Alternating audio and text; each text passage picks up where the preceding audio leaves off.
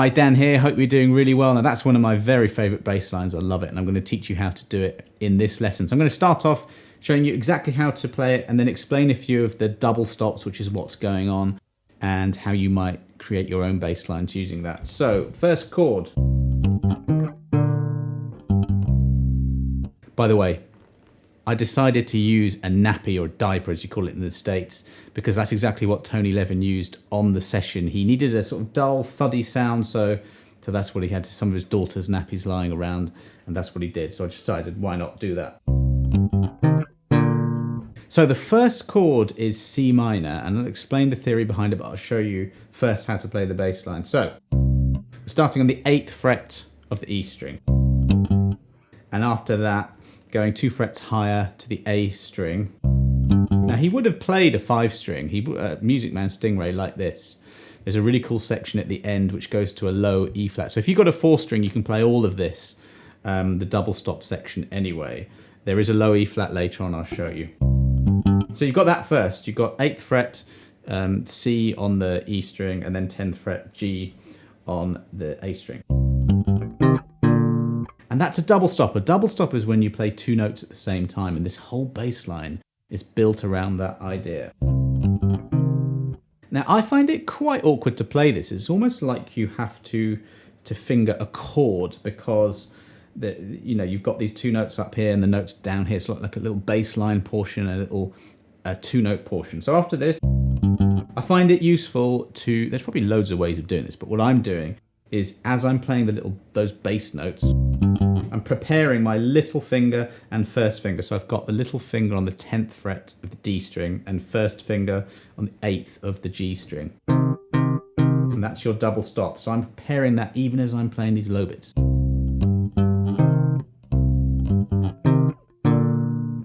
So after that, we've got frets 8 and 7 on the D and the G respectively. I'm doing that with fingers 2 and 1. So very slowly.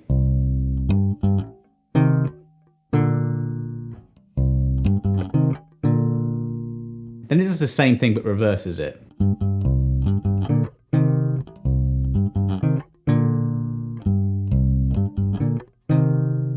Okay, that covers that C minor chord. Then we go to the E flat.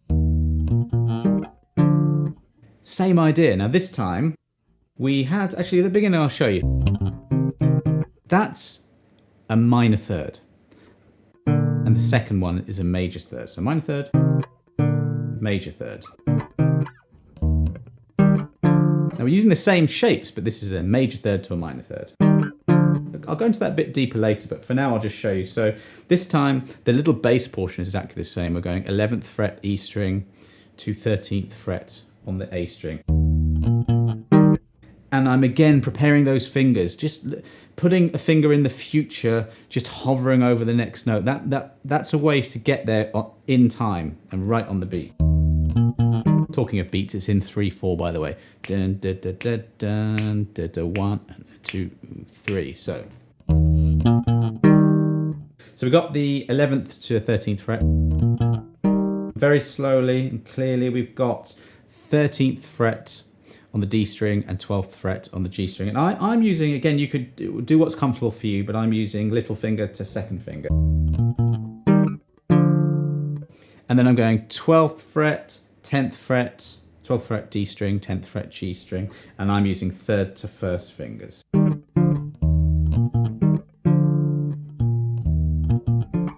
it's the same idea, it reverses it the second time round. Now we're on the B flat chord. Same thing, same bass note. This time we're on the 6th fret of the E to the 8th fret of the A. This is a B flat sus chord. That note there. So that's the 8th fret of the G string. That's your 4th. Actually, that's how I was playing it. So that's the 8th fret of both the D and the G strings. And I'm sort of barring my little finger. Again, you can do it the way you want to do it. But I'm barring my little finger. I'm finding that I'm actually doing it a different way. I think the best way that I'm finding to do this is to play the G string 8th fret with your little finger, and then the 8th fret D string 3rd finger. Because the next, that's a 4th, by the way. That's a 4th. And you keep the 3rd finger there, and then put the 2nd finger on the 7th fret of the G string. And the same idea of going again, but reversing the order.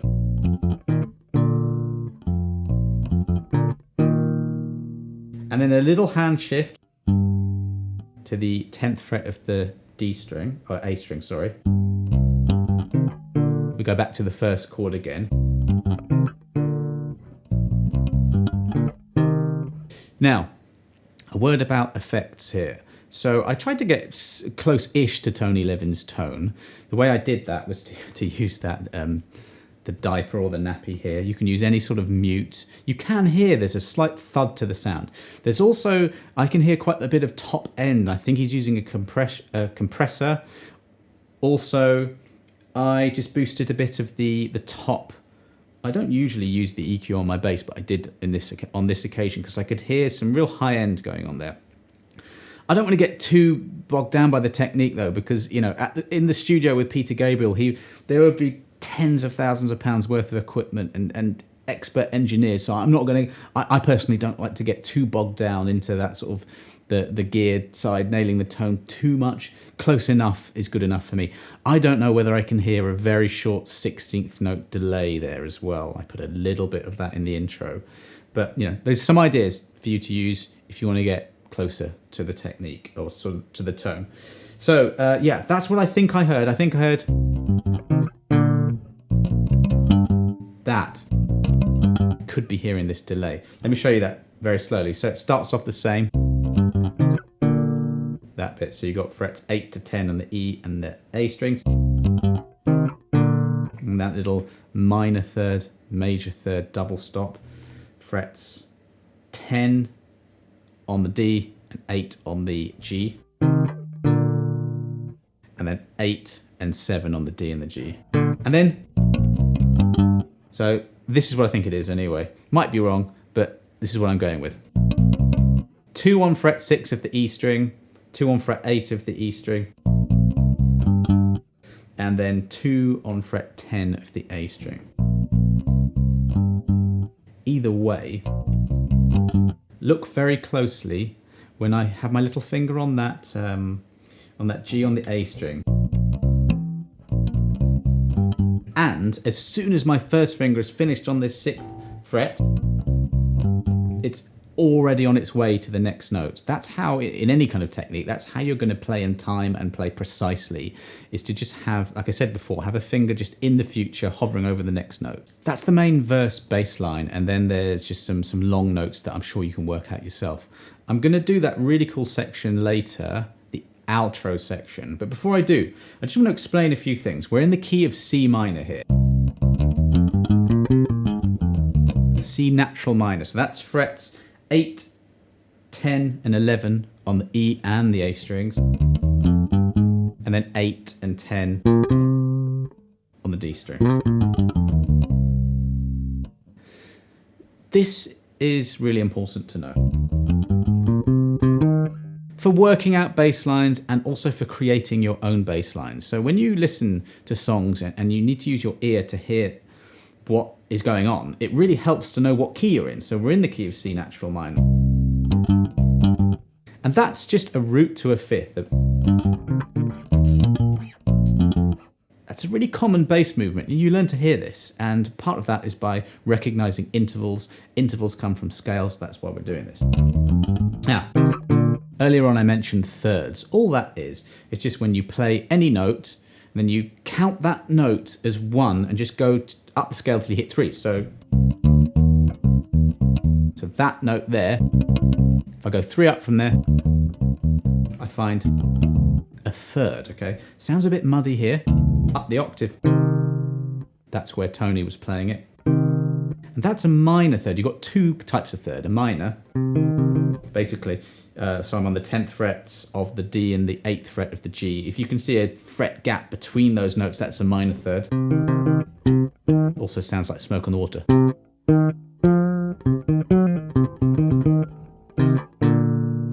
Then if you go to the 8th fret of the D string and the 7th fret of the G string, that's your major third, so there's no gap between.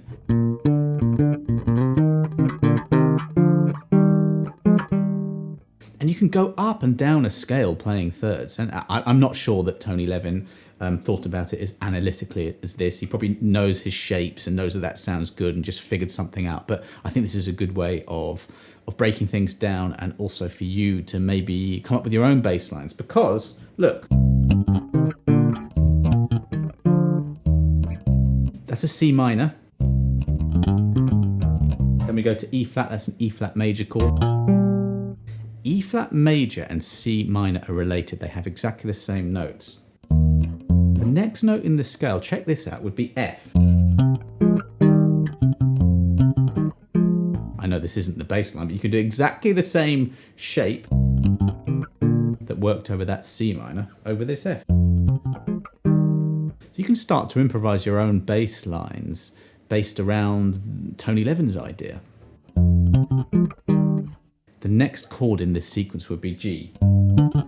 But sticking to the key, you would have to go minor third and then down a tone, minor third, because if we're sticking to the key.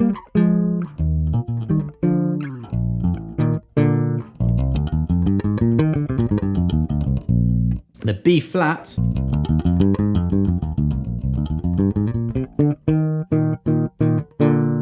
that's sus4 sound. All that is just got the B flat, a sus4, you got the fourth in there. That often resolves to a third. You can also do that. You can even do that on the E flat chord. You know, not for Don't Give Up, but I'm just giving you ideas for other bass lines.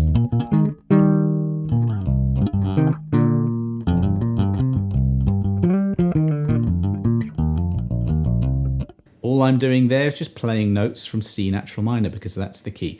I've gone away from Don't Give Up, but that's what I do in these lessons, so do subscribe, by the way, if you like this kind of thing, is to, you know, show you a bass line because it's great. Like, you know, this is literally, like I said, one of my favorite ever bass lines, but just to deconstruct it a bit, because you can learn so much from the best bass lines. You can learn from the tone, you know, so you know, Tony Levin uses a compressor, putting a mute down there. You can learn that kind of thing from a song, but also what note choices he's using, what techniques, double stops, you now know sound amazing. So they're not going to work in every bass line, but they're going to work in some. So that's why I'm doing that. So I think I've probably said enough about that, but I just do want to show you the final section. There's a little outro that fades out.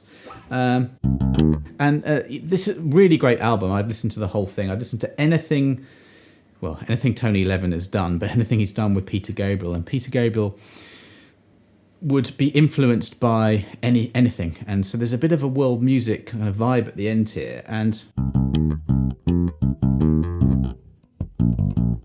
another thing about his bass lines, they're so creative, melodic. They anchor things really well. And because it's sort of in the pop style, even though there are, you know, world music styles borrowed and rock and other things like that with Peter Gabriel, one thing that Tony Levin excels at is just coming up with bass lines that sound amazing tonally, but they have a hook to them, and they have a little melody to them, and they have a groove to them. He's got a lot of soul and funk in his playing. He's probably my, if you can't tell, he's probably my favourite bass player of all time. So,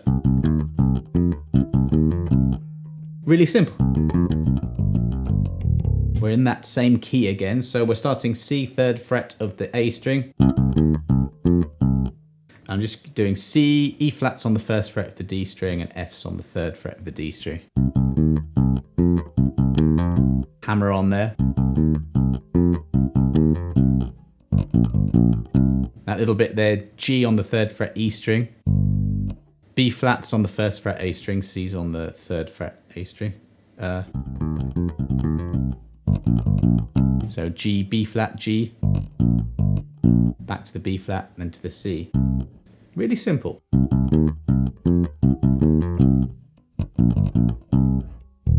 And that's the note there, E flat, where you need a 5 string to get that note. It's another reason I really that debate of, oh, you don't need 5 strings, 4 strings is enough.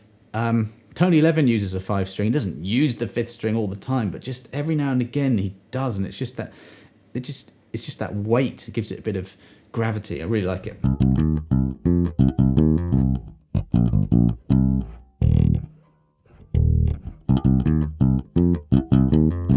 Basically goes around doing that.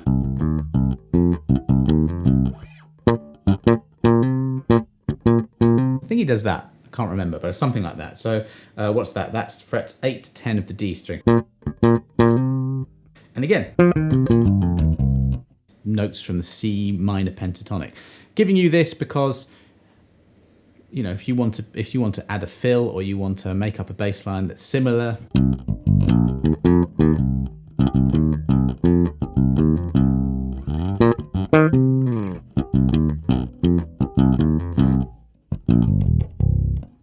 All just notes from C natural minor. But what I would recommend when you learn any bass line is to learn exactly, in this case, exactly how Tony Levin played it, because it's perfect.